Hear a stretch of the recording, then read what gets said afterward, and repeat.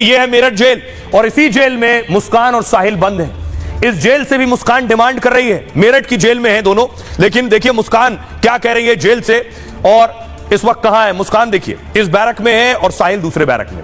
हत्या के मामले में मुस्कान साहिल मेरठ की जेल में है। बुधवार को शाम 6 बजे दोनों को जेल ले जाया गया। जेल में मुस्कान ने साहिल के बैरक के पास जाने की डिमांड की है। हालांकि जेल प्रशासन ने उसकी मांग मानने से मना कर दिया, इनकार कर दिया। नियमों के तहत उसे महिला बैरक नंबर 12 में रखा गया है और जबकि प्रेमी साहिल पुरुष बैरक नंबर 18 में बंद किया गया है। दावा यह है कि पति के टुकड़े करने के बाद वो जेल में उदास है। वो जेल में किसी दूसरे कैदी से बात नहीं कर रही है। जेल में पहुंचने के बाद पहली रात में उसने कुछ खाना नहीं खाया है। अभी जेल की सलाखों में देर रात तक रोती रहती है। फिलहाल मुस्कान और साहिल 14 दिन की न्यायिक हिरासत में हैं। उसके बाद उन्हें कोर्ट में पेश किया जाएगा। सुनिए जरा जेल अधीक्षक क्या कह रहे हैं। पहले दिन आए थे, परसों तो खाना खाने से मना किया था, लेकिन बाद में समझाने के बाद खाना खा लिया था। अब उनकी दिनचर्या जो आम बंदियों की दिनचर्या है उसके अनुसार चल रही है। वो सामान्य है, डॉक्टर को दिखा दिया गया है। जो जेल में आने के पश्चात मुलायजा होता है उनका मुलायजा करा दिया गया है, पूरा चेकअप करा दिया गया है। इस प्रकार की कोई शिकायत नहीं। तथा जेल में नशे का यदि कोई आदि भी आता है तो नशा उन्मूलन कार्यक्रम चलते हैं। अभी तक ऐसी कोई शिकायत नहीं आई। सुनाने जा रहा हूं, अब तक आपने मुस्कान की आवाज नहीं सुनी है, तो पहली बार आप रिपब्लिक पर मुस्कान की आवाज सुनने जा रहे हैं जिसने पति के 15 टुकड़े किए। दरअसल ये जो केक आप देख रहे थे, केक जो खा रहा था साहिल, जो मुस्कान ने मंगाया था, केक मंगाने के लिए मुस्कान ने ऑडियो मैसेज भेजा था ड्राइवर को। मुस्कान को सुनिए जरा किस तरह से उसने ऑडियो मैसेज भेजकर केक मंगाया। आप ना मुझे केक लेके, मतलब आप केक ले आना कहीं से भी और कॉल मत करना, मुझे आप मैसेज में बता देना मिला या नहीं। और लाने के बाद ना आप हमारे रूम पे आ जाना और बोलना मेरा ये सामान है, इसे रख लो, मैं कल सुबह ले लिया। आप मैसेज देख लो, मैसेज पे ही आपसे बात कर पाऊंगी। ये यहाँ पे है ना, तो मुझे सरप्राइज देना है रात को, केक कट करवाना है। ये आप अभी थोड़ी देर बाद ही ला देना, कोई सा भी केक ले आना और उस पर लिखवा देना हैप्पी बर्थडे बाबा, बाबा लिखवाना है, ठीक है ना। और आप बोलना यहाँ आके कि ये आपका सामान है, इसे रख लो, मैं सुबह ले लूंगा। आप ना मुझे केक लेके, मतलब आप केक ले आना कहीं से भी और कॉल मत करना, मुझे आप मैसेज में बता देना मिला या नहीं।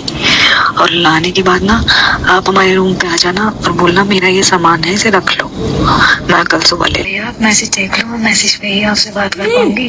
ये यहाँ पे है ना, तो मुझे सरप्राइज देना है रात को, केक कट करवाना है। ये आप अभी थोड़ी देर बाद ही ला देना, कोई सा भी केक ले आना और उस पर लिखवा देना हैप्पी बर्थडे बाबा, बाबा लिखवाना है, ठीक है ना। और आप बोलना यहाँ आके कि ये आपका सामान है, इसे रख लो, मैं सुबह ले।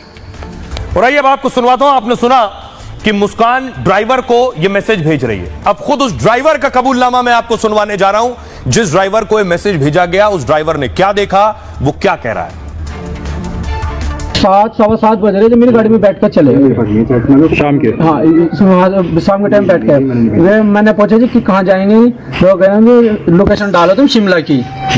शिमला गए था मैडम का, मैंने हाई लिख के भेजा, मगर कॉल कर लेंगे, जब फोन उठाना था। फिर मैडम ने लोकेशन भेजी, नो भैया आप यहाँ जाओ।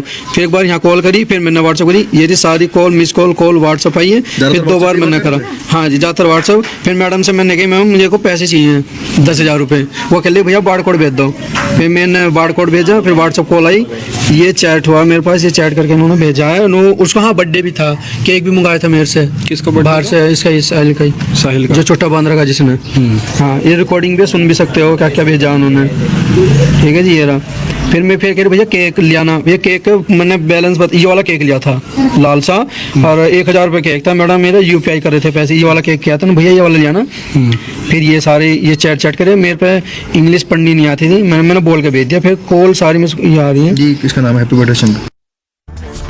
अब खुद मुस्कान के मां बाप सौरभ के लिए इंसाफ मांग रहे हैं। तस्वीर आप देख रहे हैं, जस्टिस फॉर सौरभ राजपूत, मुस्कान के मां और उनके पिता।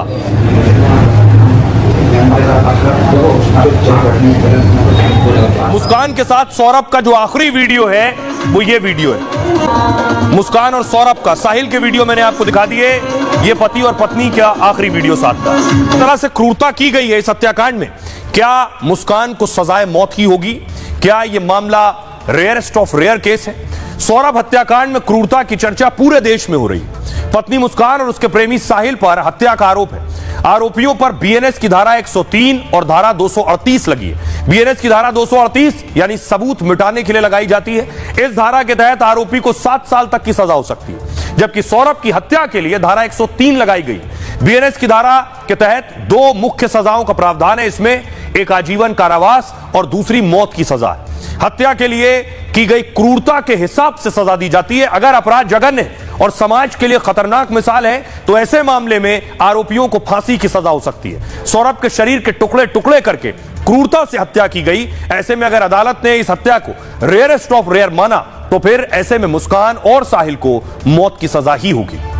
और इस पर बात करने के लिए हमारे साथ खास वकील जुड़ रहे हैं, वरिष्ठ वकील अश्विनी दुबे जुड़ रहे हैं। उनसे सवाल करेंगे। अश्विनी दुबे जी, इस हत्याकांड पर पूरा देश बात कर रहा है, लोग सन्न हैं कि इस बेरहमी से हत्या की गई है। क्या आपको लगता है जो धाराएं लगाई गई हैं, क्या ये मामला रेयरेस्ट ऑफ रेयर में आता है और मुस्कान साहिल को फांसी की ही सजा होगी?